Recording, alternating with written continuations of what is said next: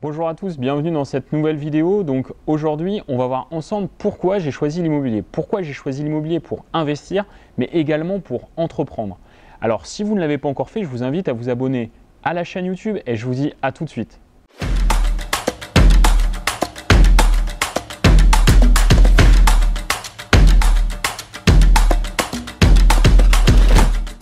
Alors, comme je viens de vous le dire, effectivement, il y a pas mal de personnes en fait qui me disent Florent, pourquoi l'immobilier en fait? Pourquoi tu n'investis pas en bourse? Pourquoi tu n'as pas investi dans les crypto-monnaies? Pourquoi tu es dans l'immobilier? Concrètement, qu'est-ce qui t'a vraiment donné l'envie d'investir et d'entreprendre dans l'immobilier plutôt que d'aller en bourse, plutôt que de créer une boutique e-commerce?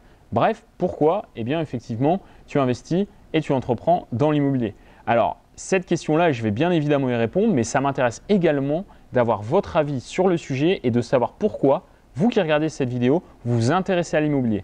Pourquoi vous souhaitez investir ou créer votre société immobilière ou autre. Bref, pourquoi vous, votre dada comme moi, c'est l'immobilier et ce n'est pas autre chose. Donc ça m'intéresse vraiment que vous puissiez me dire pourquoi vous intéressez à l'immobilier en commentaire de cette vidéo. Alors pour ceux qui me suivent depuis un moment, vous le savez, je n'ai pas commencé par l'immobilier, je n'ai pas fait un BTS et un master dans l'immobilier. L'immobilier en fait c'est quelque chose qui m'est vraiment apparu quand j'étais salarié, donc à la fin de mes études. Après cela, donc j'ai été responsable chez Decathlon pendant 3 ans et c'est lorsque j'étais chez Decathlon que j'ai commencé à m'intéresser à l'immobilier. Mais avant de m'intéresser à l'immobilier, je me suis intéressé à deux autres choses, vraiment dans l'entrepreneuriat et dans les investissements, avant de me dire que l'immobilier, c'était vraiment ce que je souhaitais faire. Alors la première chose, vous le savez peut-être, c'est le marketing de réseau. Effectivement, en 2012-2013, j'ai découvert le marketing de réseau puisque j'ai des amis en fait, qui commercialisaient des produits de bien-être et qui m'ont dit Florent et tout, c'est un truc de ouf, on peut gagner de l'argent en faisant du bouche à oreille rémunéré. Ça, c'est vraiment ma clé d'entrée avec l'entrepreneuriat et c'est ce qui m'a fait découvrir notamment Robert Kiyosaki, Père riche, Père pauvre, Napoleon Hill également et ce type d'auteurs qui ont vraiment, révolutionné ma manière de concevoir les choses.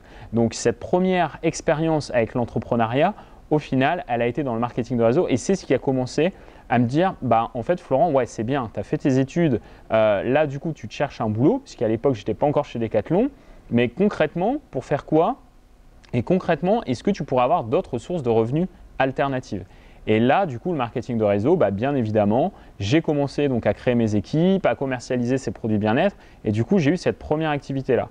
Suite à cela, donc du coup, j'ai été effectivement chez Decathlon et quand j'ai été chez Decathlon, j'ai commencé à m'intéresser aux paris sportifs. C'est notamment là que j'ai rencontré, en tout cas virtuellement, Maxence Rigotier, que j'ai vu un petit peu ce qu'il faisait et d'autres personnes du coup qui donnaient des pronostics et qui nous expliquaient qu'on pouvait gagner de l'argent grâce aux paris sportifs.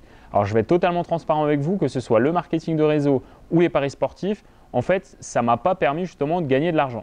Et donc là, j'ai commencé à me dire, en fait, il faut que tu arrêtes de croire au Père Noël, il faut que tu arrêtes de croire que telle ou telle chose, ça va te faire gagner de l'argent, que ça va te générer des sources de revenus complémentaires. Et là, du coup, il y avait deux solutions. Soit j'arrêtais du coup d'essayer de me créer des revenus complémentaires et que je partais du principe que dans ma situation, je n'avais qu'une chose à faire, c'est me lever le matin pour aller travailler et que c'était au final ce qui m'était prédestiné. Ou alors, je me donnais une dernière chance avec un format d'investissement qui était quand même beaucoup plus solide, qui était beaucoup plus stable. Et c'est là, du coup, que je me suis dit, Florent, ta dernière chance pour vraiment sortir de cette situation et de pouvoir te créer des revenus complémentaires et de te créer un réel patrimoine, c'est l'immobilier. Et c'est la raison pour laquelle, du coup, je me suis laissé ma chance avec l'immobilier.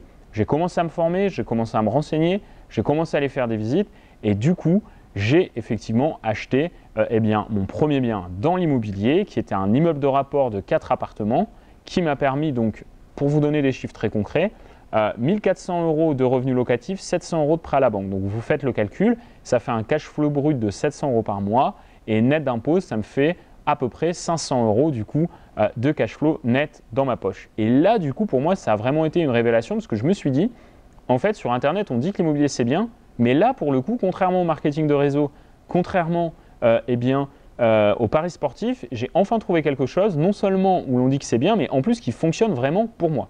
Donc je ne suis pas en train de dire que le marketing de réseau et les paris sportifs, ça fonctionne pour personne. Je suis juste en train de dire que j'ai eu deux expériences effectivement qui n'ont pas été fructueuses pour moi. Et l'immobilier par contre l'a été. Donc là où ça devient intéressant, c'est que vous investissez et vous avez confiance dans ce que vous investissez puisque vous le vivez vous-même. Et notamment après, quand vous devez créer votre société, en fait, du coup, vous créez votre société là où vous avez une expertise, là où vous avez des connaissances et surtout là où vous êtes convaincu du produit que vous commercialisez, que vous vendez. Je n'aurais pas pu vendre des produits auxquels je ne croyais pas, je n'aurais pas pu continuer d'investir dans des produits s'ils ne me ramenaient pas d'argent. Et là, c'est du coup où je suis passé d'investisseur immobilier à entrepreneur immobilier et où du coup j'ai créé la société Prudentia Immobilier, comme vous le savez, qui est le premier réseau de mandataires en France qui accompagne des clients dans le but de les aider à obtenir des biens de qualité qui vont leur générer du cash flow.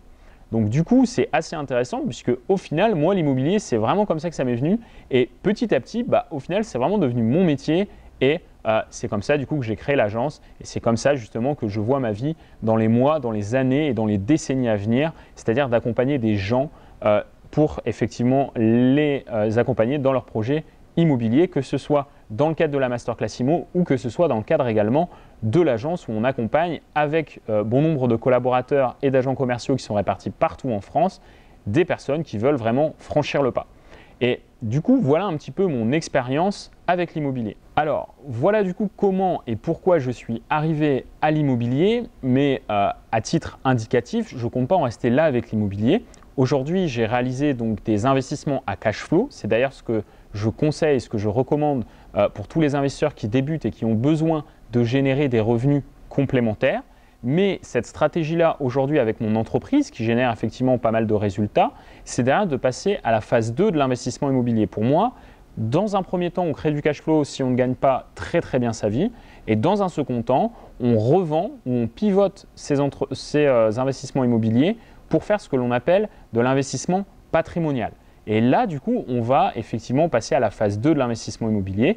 Et ensuite, je me laisse effectivement l'opportunité de soit revendre 100% de mon parc immobilier dans 10 ou 20 ans, soit la possibilité de garder justement la partie patrimoniale de mes investissements immobiliers, de revendre la partie à cash flow dont je n'aurai plus besoin puisque mon entreprise et mon parc immobilier patrimonial me ramèneront assez d'argent et me permettront vraiment d'avoir un patrimoine sécurisé pour ensuite revendre ce patrimoine à cash flow pour diversifier mon patrimoine en investissant en bourse, en investissement dans de l'or, dans de l'argent ou dans d'autres valeurs refuges. Donc voilà un petit peu pourquoi, comment j'en suis arrivé dans l'immobilier et ce que je souhaite effectivement faire à terme.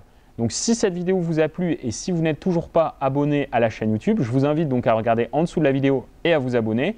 Et si vous voulez savoir concrètement comment du coup mes clients et moi-même pouvons faire comme je viens de vous le dire, donc acheter un immeuble, générer du cash flow et gagner un excédent de revenus tous les mois grâce à mes investissements immobiliers, vous pouvez regarder en dessous de la vidéo, vous avez un lien qui vous renvoie vers une conférence en ligne totalement offerte de plus d'1h30 où je vous donne énormément de contenu pour vous expliquer comment mes clients et moi-même nous faisons au quotidien. Je vous dis à très bientôt pour une prochaine vidéo.